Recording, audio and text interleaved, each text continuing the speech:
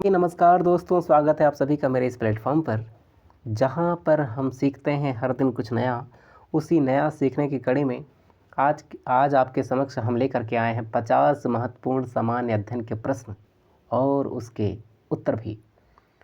इसमें हमने पॉलिटी भी ली है, हिस्ट्री भी लिया है, ज्योग्राफी भी लिया है और साइंस भी, उसके अलावा इकोनॉमिक्स भी है। सबके थोड़े थोड़े क्वेश्चन मिला करके कुल क्वेश्चंस हैं 50 और इससे आपका जो नॉलेज है वो थोड़ा सा इम्प्रूव होगा। हम देर न करते हुए आपके समक्ष पेश करते हैं इतिहास का पहला प्रश्न। भारतीय राष्ट्रीय कांग्रेस की स्थापना कब हुई थी? तो 1885 यानी कि 1885 में हुई थी। हमने आपको बताया था कि हो और वो ह्यूम के द्वारा भारतीय राष्ट्रीय कांग्रेस की स्थापना की गई थी 1885 में। नेक्स्ट, गांधी जी ने नमक सत्याग्रह कब शुरू किया था? वेरी सिंपल, तो गांधी जी ने नमक सत्याग्रह शुरू किया था सन 1930 ईस्वी में। और याद रहे, इस 1930 ईस्वी में ही शुरू किया गया था सविनय अवज्ञा आंदोलन। तो सविनय अवज्ञा आंदोलन की शुरुआत भी 1930 ईस्वी में ही हुई थी। अगला है, अशोक का राज्याभिषेक किस वर्ष हुआ था? तो अशोक का जो राज्याभिषेक है वो 268 ईसा पूर्व में हुआ था। अगला क्वेश्चन, तुर्की का खलीफा पद कब समाप्त हुआ था? तो तुर्की का खलीफा पद 1924 में समाप्त हुआ था। जो मुस्तफ़ा, याद रहे, जो मुस्तफ़ा कमाल पाशा हैं, यहाँ लिख देता हूँ, मुस्तफ़ा कमाल पाशा। तो मुस्तफ़ा कमाल पाशा ने तुर्की का खलीफा पद को समाप्त कर दिया था।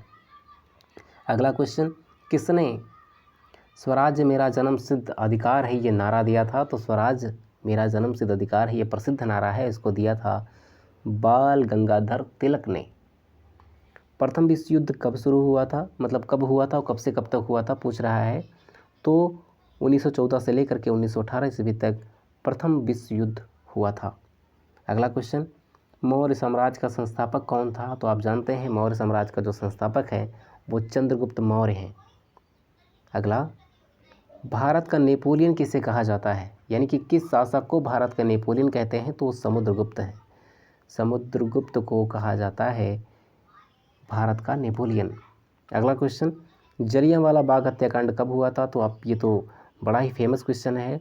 13 अप्रैल 1919 ईस्वी में जलियांवाला बाग जो अमृतसर में है वहाँ पर जनरल डायर ने गोलियां चलवाई थी और उसी घटना को हम जलियांवाला बाग हत्याकांड के नाम से जानते हैं।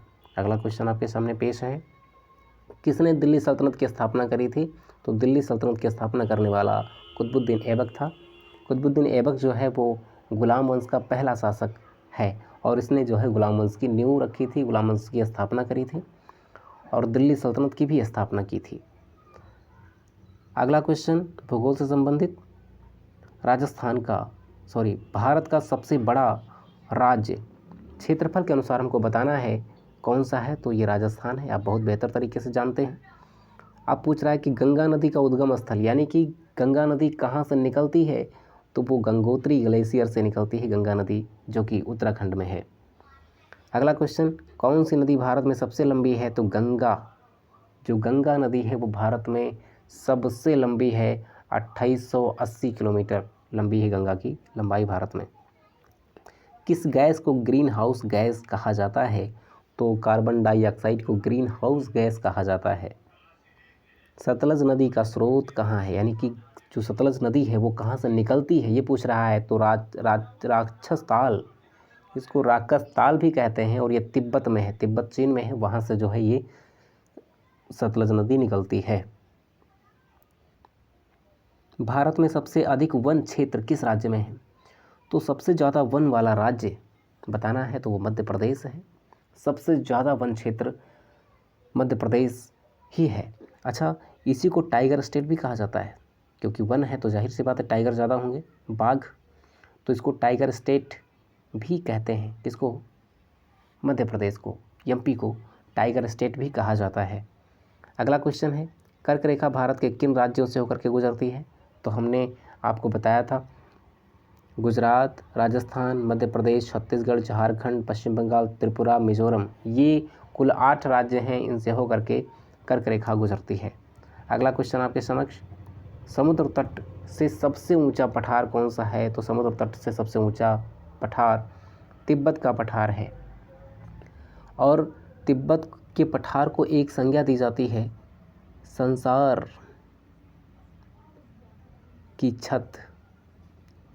संसार की छत कहा जाता है तिब्बत के पठार को। संसार की छत किस पठार को कहते हैं? तो तिब्बती पठार को जो है संसार की छत कहा जाता है।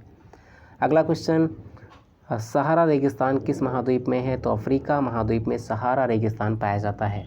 नेक्स्ट, विश्व का सबसे बड़ा महासागर कौन सा है? तो आप जानते हैं विश्व का सबसे बड़ा महासागर प्रशांत महासागर है। अगला क्वेश्चन, राज्य व्यवस्था यानी कि पॉलिटी से संबंधित है आपके समक्ष। भारतीय संविधान का प्रारूप तैयार करने वाली समिति के अध्यक्ष कौन थे?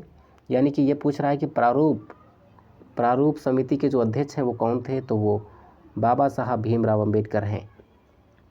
प्रारूप समिति में कुल सात सदस्य थे और 7 सदस्यों में से अध्यक्ष बनाया गया था किनको? डॉक्टर भीमराव अंबेडकर को। भारतीय संविधान में कितने मूल अधिकार दिए गए हैं? तो भारतीय संविधान में 6 मूल अधिकार दिए गए हैं। अगला क्वेश्चन, राष्ट्रपति का कार्यकाल कितने वर्षों का होता है? यानी कि जो राष्ट्रपति चुना जाता है वो कितने सालों तक जो है उसका कार्यकाल पूरा होता है, कितने सालों में? तो 5 वर्ष के लिए जो है वो चुना जाता है। अगला क्वेश्चन, भारतीय संसद के कितने सदन हैं? तो आप जानते हैं भारतीय संसद के कुल 2 सदन हैं, लोकसभा और राज्यसभा, और उसके बाद राष्ट्रपति का पद आता है।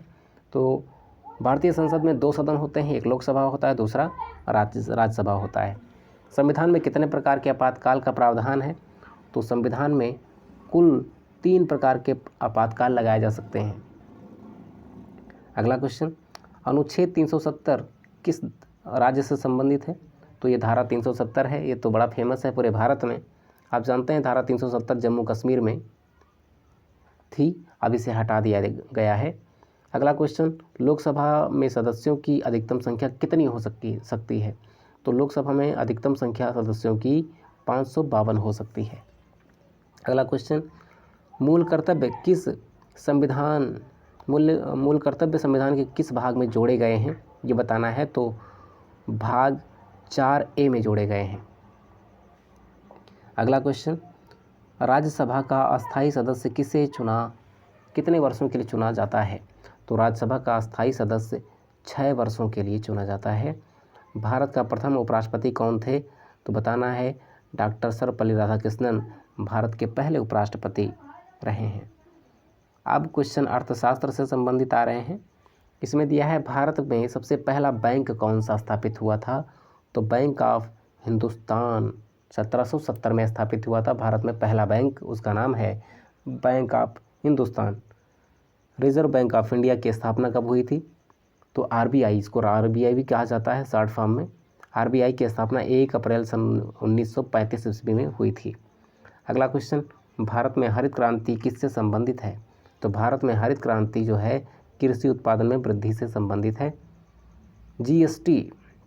जीएसटी यानी कि वस्तु एवं सेवा कर कब लागू हुआ था? बताना है। तो 1 जुलाई 2017 को जो है जीएसटी लागू हुआ था।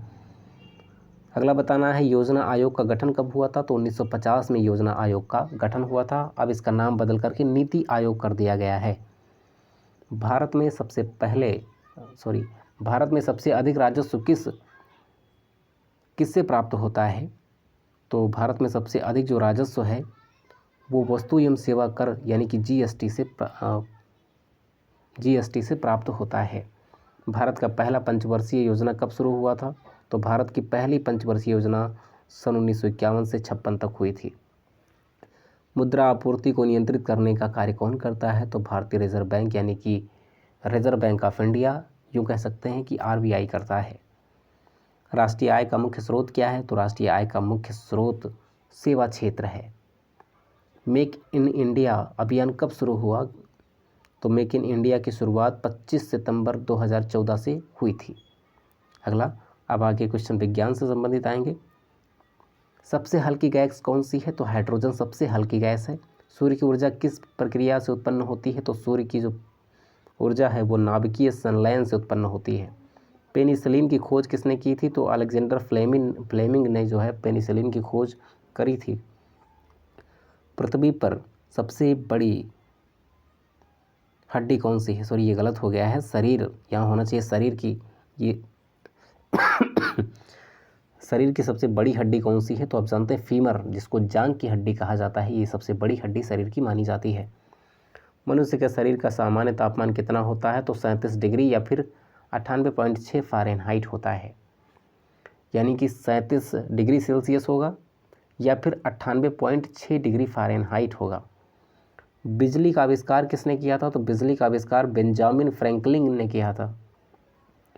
जल का रासायनिक सूत्र क्या है? तो आप जानते हैं H2O, बड़ा ही आसान है। मनुष्य कंप्यूटर का मस्तिष्क किसे कहा जाता है? तो कंप्यूटर का जो मस्तिष्क होता है वो CPU होता है। लाल ग्रह किसे कहा जाता है? तो मंगल ग्रह को लाल ग्रह कहते हैं।